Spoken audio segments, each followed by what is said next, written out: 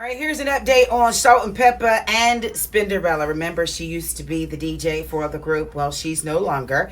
And she is speaking up, cooking up a remix that's probably going to go like this. What a scam, what a scam, what a mighty good scam. This according to TMZ.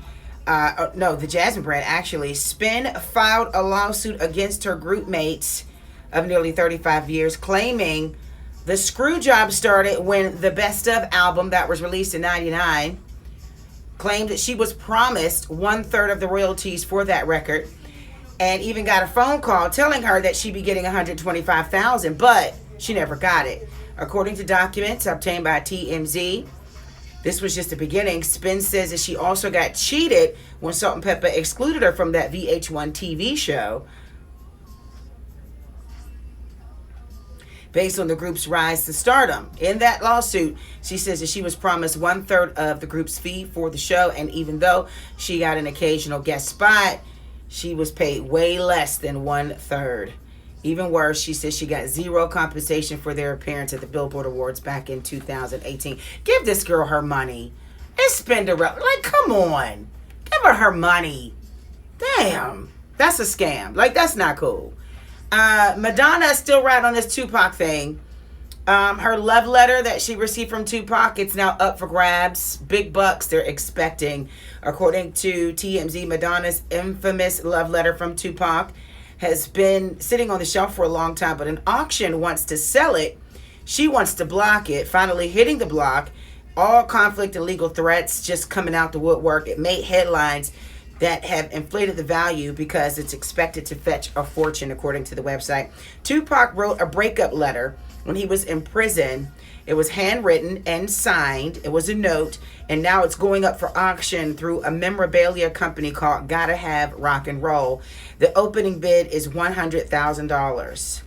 Now, when it's settled, the expectation is someone's going to get this letter for about $300,000. So here's my thing. Madonna, why don't you just buy it?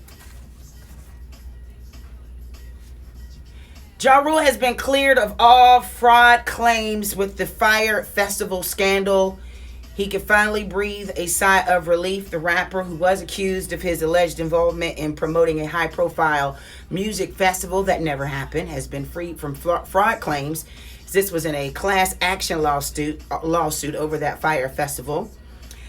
He and his friend Billy McFarland and Grant Margarland, the chief marketing officer for the festival, not accused of plausible fraud claims. They were accused of making false statements on social media regarding what the festival offered as far as accommodations. They will be, who will be hitting the stage, who was there. Still, the complaint fails to detail when the alleged statements were actually made. What JaRul and the CMO officially or specifically promised attendees, it turned out to be in their favor. The court said the subjective qualifiers for the FOMO inducing in Coachella are too exaggerated, blustering, and boasting for a reasonable consumer to rely on. Basically, they did way too much, provided way too little. They had their person already in prison. That's Billy, and they got off the hook for that one. Yeah. Another person that kind of got off the hook, but maybe not, but kind of sort of, was OJ Simpson. Now he's out. He's on Twitter. He's playing golf. He's celebrating birthdays. And he's making comments where he doesn't need to be, in my opinion.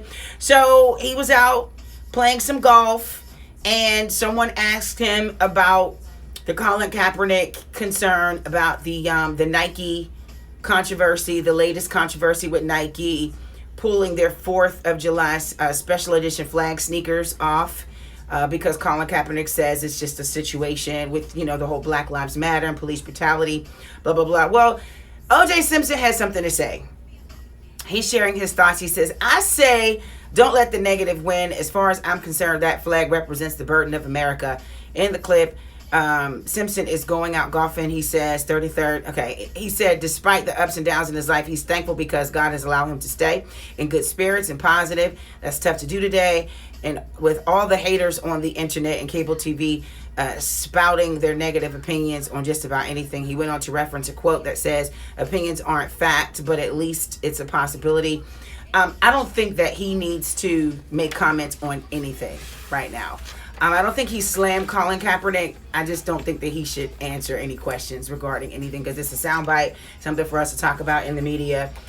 Bruh, you are out. Live your best life as much as you can for as long as you can and just let it go. Just my opinion if anybody asks me. I'm just saying.